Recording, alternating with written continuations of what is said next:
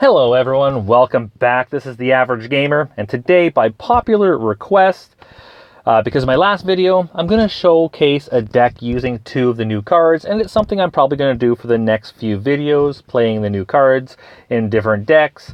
As you can see by my trophies, I was actually very fortunate enough to play some matches and actually get almost 600 trophies this morning, so I'm very lucky.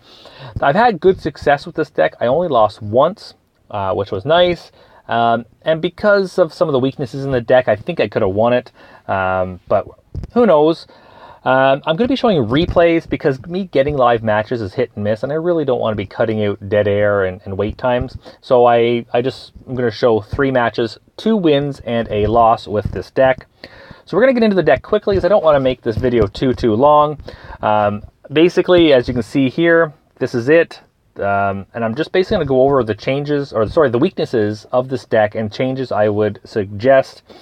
First off, the turret. I went with this turret, the cannon turret, only because I'm always going with the Tesla turret. But at the end of the day, the Tesla turret or the freeze turret is going to be a better choice.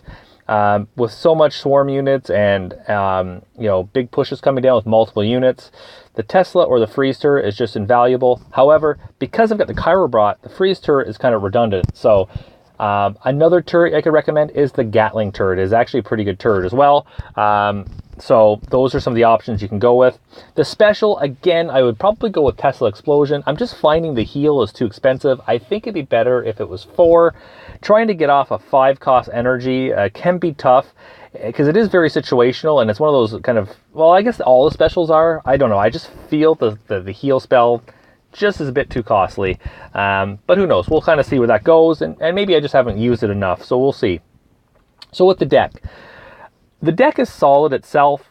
The assassin, I'm not going to get into details with everything because I'll be here forever, but if I were to change anything, because I'm just going to get into the weaknesses, the assassin I wouldn't say is necessarily a weakness, but I didn't use it, I think only maybe once, twice at the most. So a lot of the time I was just playing with 7 cards, and I put her in there in hopes, to help take out the big tanks, Shogun, Werewolf, things like that. And I just didn't use her much. So I kind of regretted using her. To replace anything, I would definitely put Cannonball in here. Cannonball would have been very useful, especially in my loss. That match would have been probably a little bit different had I had the Cannonball. The other thing about the weakness of this is the level of the new cards. Ideally, when you're up this high, anything over 4,000 trophies, you're going to want your rares at least level 7, but ideally level 8. Them being level 6, they're not as effective, and it makes things a little bit tougher. Definitely a challenge. So obviously the little red's your win condition, and the whole point of the gingerbread house is to force pressure onto your opponent, force them to make a move. But I mean, right now, because it's only level 6, they can kind of ignore it because it's really not super effective right now because it is just a low level. If this was level 8 or 9, it'd be a different story. The other weakness of this is not a proper defensive building. I mean, it does have the gingerbread, but I would not use it for defensive building. Ideally, you want it in the back, so the fire spirits will go with fire spirits. Talking Clash Royale. The gingerbread men will make their way in front of the tower, taking out attacking troops, or getting behind a tank and then doing some damage on the offensive push. So you don't want to use it. It'd be a waste of a card. And that brings me to the big weakness of this deck, and that's Trojan Horse, and I do face a lot of Trojan Horses. So it can be a challenge. The Chirobot and the Pharaoh, those 2 combined are actually a pretty good counter to the Trojan Horse. So if you got them in rotation, they can do a good counter. It's not a positive energy trade, but you can go on a pretty good counter push afterwards, so it's not too bad. If you want a proper defense and you don't want to use the Cannonball, you can take the Assassin out, put for the same cost, put a Pyramid in. Yes, I said Pyramid. It absorbs the damage. Its whole purpose is to absorb that first hit damage from the Trojan, and then the little mummies that come out after distract the Spartans, while other troops that you put out will clean them up. So that's a good idea. Or you can go with Kraken or the Dynamite Tower. But actually, I would actually recommend the Pyramid. It's a fantastic card. It'll also help you stop captains, shoguns, werewolves, things like that. So something for you to consider. So that's the deck. I think it's pretty strong other than those few weaknesses, and it would definitely be a much better deck when I've got the rares, the new rare cards up in level. So let's quickly jump into some replays here. So we're going to go here. We're going to go down. I can't remember where the first one was. Let's see. Nope, too far. Nope, nope, nope. So I started using it on Clean Star. I'm not going to show you One Push Man because he gave up after I took the first tower, as you can see right there. I'm going to show you this one against I Have Crabs, and then the loss against Pepto. I did get a revenge on him. Well, didn't actually, not a revenge match, but I played him 2 matches later. But I used my main pushing deck. But Pepto is an amazing player, not to be underestimated. But so are all the other players. One Push Man's a solid player. He just, I guess, after losing the first tower, decided not to try. Clean Star is another good player as well. And of course, I Have Crabs. And no, I do not have Crabs. That's the player's name. Maybe he does. So let's jump in here. Let's see here. Takes a few minutes to load up. Now we'll see how this goes. I might put these on fast, at least on 1.5. We'll see. So as always, you start a battle. Don't be over aggressive. Wait until you're at 10. So I wish them good luck. And we're sitting here waiting. Now there is a bug with the replays. As you see, he played cards and I played cards, and it did not use either of our energy. Still shows 10. So you're not going to get an idea of energy management in a match like this, or any of these. I noticed it's like this for all of them, but all matches.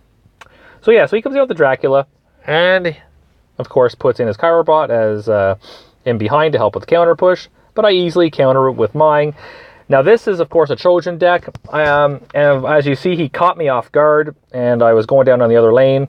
But as you can see, this is where I used the Assassin that successfully took out one of the Spartans, and then helped take down the other one, paired up with the Chirobot.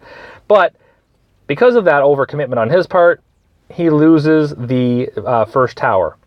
And of course, I also have a counter push on the other side with the Assassin, who doesn't do a lot of damage, but you know, I had her for defense, so it was a counter push, and she did get some damage in paired up with that Chirobot. So he's got his Chirobot down here. I split those by accident. I did not want to do that. But either way, as you can see, the gingerbread guys don't get to the tower because of their level. They might, I'm not too sure how they'll play out even if they are of proper level. But anyways, that's time will tell on that once they're up. And we'll definitely do gameplay once I've got them up to a reasonable level as well. So here he come with a counter push, but he cannonballs and then bolts my Pharaoh, which is a pretty big 6 commitment on his part, which was allowed me to come on a good counter push. I was able to put in, for the first time, the Little Red, along with the Dracula. And the Little Red, I was aggressive with the Little Red a few times. That's how you should play it. It should be a card that you save to the end. It's like a surprise card. It costs 8, so it's very expensive to play. So you got to make sure you're using it wisely and really know what cards they have. And I did make that mistake with Pepto on my loss. I knew he had the Pyramid, and well, you'll see. And I should have waited till he had played it before dedicating 8 energy. Now, of course, well, in that, you're going to see, we won't get into it. It did work out okay, but it could have worked out better. All right, so that's the first match. Not too bad. Oh, sorry, I got some donations there. So we're going to jump into the next one, which is with Crabs here. This was a very close match. He just about got the last tower. I'm confident, though, I would have gotten the 3rd tower anyways. Really wasn't too worried about that. But obviously, I don't want to go into overtime if possible. All right. So here we go. Again, waiting till we're at 10. I always wish him good luck. He doesn't really say anything back anymore. He's frustrated playing the same players over and over again. I can understand that, I guess. So anyways, now, had I known he had the Shogun, and I wait a little bit longer, I wouldn't have played the Pharaoh. Pharaoh is a fantastic counter to that, because the mummies will distract the Shogun while the tower does damage, and while your Pharaoh does damage. But unfortunately, it didn't work that way. Now, he does catch me here on a double lane push. This did catch me off guard, and it also worried me a bit. I thought, oh, this could be a game changer for me. But it's also a heavy commitment on his part, going through all of his energy. So I was able to come down. I can't, obviously we can't see what the energies are at, so I don't know how bad his energy was. But as you can see for me, I was able to do the same thing and do a double lane push. I successfully defend off his Dracula, and I get onto his tower with the Chirobot and the Dracula. And of course, as you can see, my Little Red does some hefty damage. Now, I did use it early, but I kind of knew what deck he was going to play, so I knew he didn't have a Pyramid.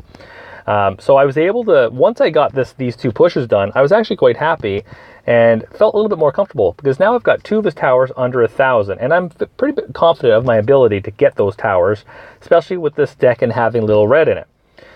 So I successfully defend the right tower. I already know I'm gonna, well, I at this point believe I'm gonna lose the tower that's at 311, but I am able to take the first tower of the match, and he's coming down with the Dracula. Really, at the end of the day, the Gingerbread, that was not really the best play, but it's in the deck and I want to use it. It's definitely a card. If it availed these 2 new cards, I would not play the Gingerbread at all until it's level 7 or 8 for sure. But anyways, here he comes with the Trojan.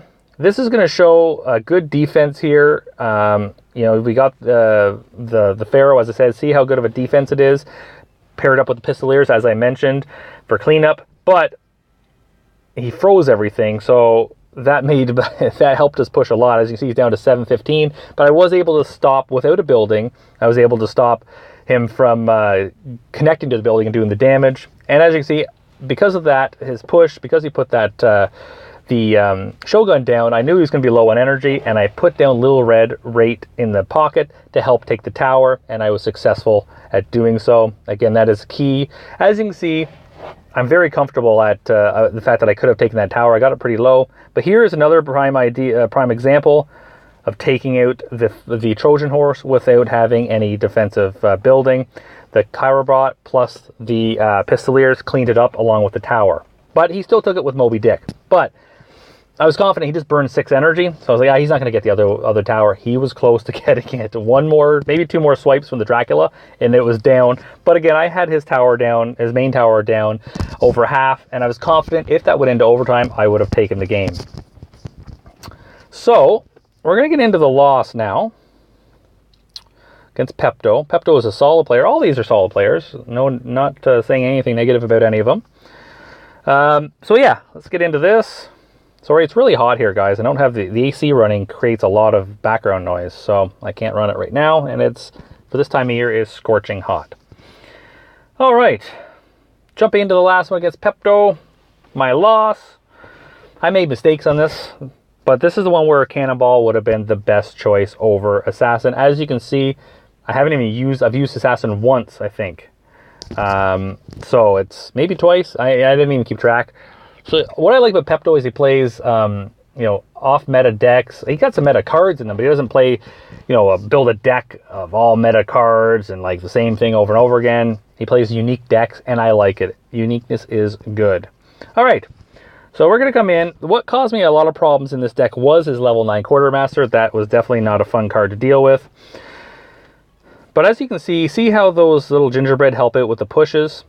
They work out quite well, and that is one of the great advantages of having this in the deck, but having them higher level, as I've said before, would make a huge difference. See, at this point in time, I know he has the Pyramid, and I know that is going to be a showstopper for Little Red, but I don't learn my lesson, so that's a problem. So as you can see, all of his little Martians are causing me problems, and I did not have my Bolt in play at that point in time. But the Pharaoh comes in, helps clean all this up, and we're you know, doing pretty good. We're up on damage at this point in time, and I go in for the counter push. Watch carefully. His card placement is on spot when it comes to all of his defensive plays, pretty much all of them. See, and this is, if you want some tips, just watch how cards are placed. Now, I do some good card placement myself. I didn't do it that time, though. I made some mistakes there. I don't think I needed to bolt there either. And that's one of the things of missing the Tesla is I don't need to use Bolt to break the charge of Oni or Minotaur or cards, right? So I'm forced to use my Bolt to do that, which cost me this match, I think. See, now, if I had Cannonball, I could be cannonballing down his Martians and doing chip damage to his tower, and you're going to see when the end of the match comes around that I would have at least taken this into overtime, because so far I've not played that Assassin card, and there's a couple of times I should have, but I was a little unsure. But here I risked putting down the Little Red, and as you can see what happened, the distraction. Now, they were still able to get to the tower and do some damage, but that was the last bit of damage I would do. And as you, oh no, yeah, this is the last. On this push is the last. That's the lowest I get the tower. Having Cannonball would have cleaned up this mess here. And Cannonballs from earlier, that tower would already be gone. So, as well, having the Tesla turret would have helped take out all these, see all these Martians here circled up here? That would have been cleaned up much quicker as well. That caused this tower to go down. And I didn't have Bolt in play, so I was unable to bolt the Oni. That was a big mistake there, not having Bolt. Or having the Tesla turret, because the charge is what took it out. So, do I think I could have won this match with the same deck? Not the exact same deck, but definitely could have won this if I had Cannonball and if I had the Tesla turret. I think that match would have been mine. I would have at least gone into overtime if I had Cannonball. At least gone into overtime. So that is it. That is the deck. We're going to show it to you one more time. But yeah, so I won again with this deck. Yeah, I played it one more time here. And then I switched because I was going to start pushing a little bit more, and I faced Pepto again and got my revenge on him. So, but kudos to Pepto, great player. Kudos to all of them in the video, Krabs, Clean Star, One Push Man. Don't know why you didn't fight back. You always have a chance to win. I always say that when someone gives up in a match, you lost the first tower, but there's always a chance of coming back. And that's an example in the video against Krabs. He did take my first tower down to 300 hit points, and I was able to come back and get the 2-1 victory. So here's the deck one more time. Again, to highlight what I would change, I would definitely change the turret over to Tesla. I would change the special to Tesla. I would also change the assassin for either for Cannonball or for the pyramid. Cannonball probably would be a better choice, but you can also go with the pyramid if you're facing a lot of Trojan horses or werewolves or what else did I say it takes out? I can't remember. It takes out a bunch anyways. But or Captain, Shogun, Samurai, it helps with all those. So that is something for you to take into consideration. If you want to go with the freeze turret, then get rid of the Chirobot and put Bohea in. Or you can put another type of tank in, like the Captain. I would try and keep the costs around the same, so around 3. But I'd say Bohea would be a choice if you want to go with the freeze turret. There is absolutely no point in having the freeze turret and the Chirobot. I've tested it. I've done matches. I do not notice any form of difference when those two are paired together. So if you're going to go with the freeze, one more time, as I said, switch out Chirobot. Put in Bohea. That would be the card I would recommend. Or I guess Oni as well. But nowadays, splash units are all the thing, all the rave. And, you know, but it's really personal choice and what cards you have up at the highest level. But if you got Bohea at level 5 at least, definitely put Bohea in for sure. Great at taking out towers from a distance, like Kraken, like the Dynamite Tower, and even other units. Alright guys, so that is it. I hope you enjoyed the video. Again, I apologize. It's very hot here, and I had to turn the air conditioning off. Otherwise, you'd hear a lot of background noise. But I'm going to finish it up here now. If you have any questions or comments about this deck or any other deck, or you have any requests of a video you want me to do or a deck that you want me to try, definitely hit me up. You can comment on the video, contact me on Discord. Is another great way of getting a hold of me as well. So until next time, if you like the video, smash the like button. If you're not already, please subscribe. It helps me out a lot. And guys, don't keep it too chaotic. And until next time.